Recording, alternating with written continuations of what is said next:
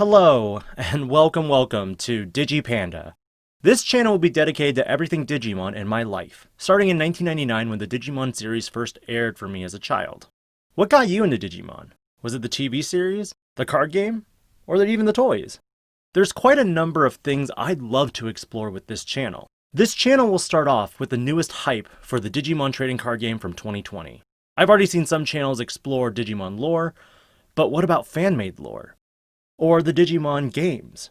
What about the legacy card game that came before this trading card game? The first video of this channel, I'd like to review over building on budget. And no, I'm not talking about buying booster packs or boxes and trying to pull for specific cards. I'm talking about what can you do right now with the bare minimum. COVID is still rampant here in the United States, and it's not like there will be in-person tournaments soon. So with that in mind, if you have the necessary funds to buy booster boxes and starter decks, go for it. But for the sake of staying safe and having fun, we'll just be looking at budget builds based on starter decks. Now, initial prices for singles will be much higher in my opinion from the hype. When the card game officially rolls out in higher supply in January, prices should drop as specific singles become more readily available. So with that in mind, let's begin. Now, booster boxes can be anywhere right now from $65 to $115. Starter decks can be anywhere from $10 to even $15. It just depends on how your locals are. Now, for some people, the starter decks might be fine as they are. But personally, there are some changes I think that are better and are an absolute must if you buy two. With the game's Digimon card game introduction in America, we are introduced to three primary colors. Gaia Red, which focuses on attack buffs and security checks. Blue Cocytus, which focuses on removing Digivolve components and memory conservation.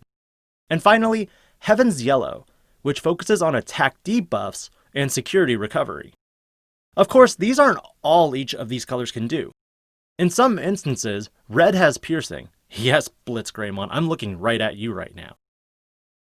Other colors that won't get starter decks until probably 2021 are Green, Black, and Purple. And from what we've seen, they all have interesting niche mechanics. Green focuses on tapping either yours or your opponent's Digimon in order to accelerate evolution. Purple focuses on draw and discard mechanics that trigger additional effects with your Digimon when your trash is a certain number. And Black focuses on reboot and blocking.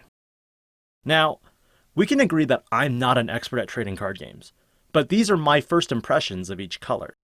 So with Gaia Red, what cards would you keep? What cards would you remove? If you're entering the game of Digimon with just two starter decks, one basic rule of thumb is always give your opponent as little memory as possible. Before I begin breaking down each deck, you might hear me say in training, rookie, champion, ultimate, mega. I grew up watching Digimon in English dub, so the majority of my videos will focus on the English translations. That means you'll also hear me say Gatomon instead of Tailmon, or even Phoenixmon versus Ho-Omon. All starter decks provide 4 level 2 Digimon and 12 level 3 Digimon. Most competitive decks will play between 12 and 16 rookies, some higher if you're playing a Rookie Rush variant of a deck. Because of the limitations of the card game, i.e. you can only have 4 copies of each card in a deck, these can't really be adjusted unfortunately. In the second lineup, we have 10 level 4 Digimon, 2 Greymon, 4 Birdramon, and 4 Cordramon. If anything, you'll only add 2 more copies of Greymon from another starter deck, so this will get bumped to 12 level 4s. The level 5s would have no change. Finally, the level 6s would see an additional 2 copies of Phoenixmon, otherwise known in Japan as Ho-Omon, mainly because of its cheap Digivolution cost, and especially how useful it will be if you do eventually upgrade your deck with singles come January. Many of the removals, in my opinion, would be in the option card lineup. As of right now, I'd remove the 2 copies of Giga Blaster. It's a very situational card. Between Shadow Wing and Starlight Explosion, I'm more of a fan of Shadow Wing, because it adds additional security if it's in your security stack, and it adds a buff to your Digimon when you attack. With Starlight Explosion, if you're playing against someone who's bought a lot of boxes, and they're playing a jamming related deck, it doesn't really help very much. So with limited changes, you're looking at adding 2 Phoenixmon, 2 Terraforce, and 2 Greymon, with removals of 4 Starlight Explosion and 2 Giga Blaster. My other thought right now is removing 1 Tai Kamiya for another War Greymon. It adds another body to the deck, especially if you're drawing brick hands. But alas, these are changes I'd make, given that you're only purchasing 2 starter decks of the red color. Now, before I move on, I want to mention how Terraforce is one of the best forms of removal in the game. And while it is costly in terms of Digimemory, it is especially satisfying to see it flipped when doing a security check. In terms of the other starter decks, the blue Cocytus deck you'll see similar changes. You'll add +2 Garurumon, 2 Plesiomon, and 2 Ice Wolfclaw. From there you would remove your Sorrow Blue and Kaiser Nail. Garurumon and Gabumon together really shine in this deck, and give you the ability to knock off Digivolution components on your opponent's Digimon to trigger your Digimon's effect. In this case, we're Garurumon's. And while I do like Sorrow Blue, Kaiser Nail is highly situational, assuming you have the Digimon stacked up and ready to rip components from underneath it. Sorrow Blue is also equally situational, in that if you don't get your inheritable Digimon to rip components, the option card is a dead card in your hand. So why Hammer Spark and Cocytus Breath? These type of cards are really useful in that in the security stack, they can limit your opponent's options on what cards they can play post-security attack. Cocytus Breath, while expensive, is a form of removal to push cards that are hurting you back to the opponent's hand. It's not a Terraforce destruction, but it'll force your opponent to spend resources to get back where they were. As I mentioned previously, Heaven's Yellow looks at modifying the DP of your opponent's Digimon, but some effects do modify your own, and also buff your security's DP. But out of all the starter decks, this one feels the clunkiest to me, requiring the most setup. Because of this, I find red and blue the best to play with. But not to worry, yellow players.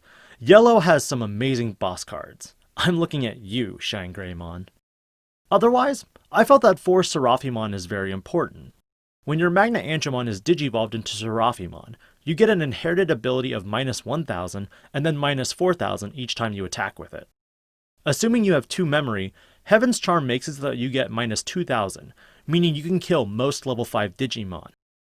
If your Patamon has digivolved to level 3, you'll get the +1 memory if the Digimon is deleted.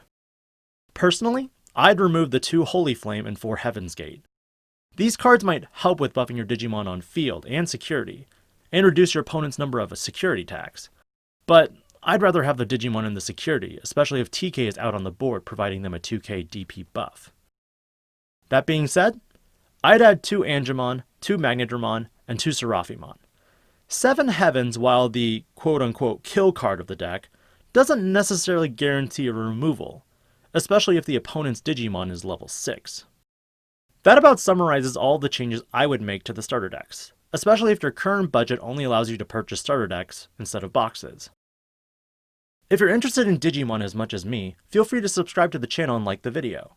Remember, I'll be doing everything Digimon on this channel, starting with the Digimon card game.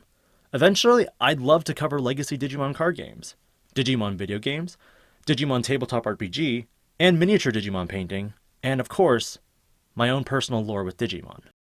Finally, I'll be doing a live Digimon box opening on the 27th of November. Stay tuned, and thank you.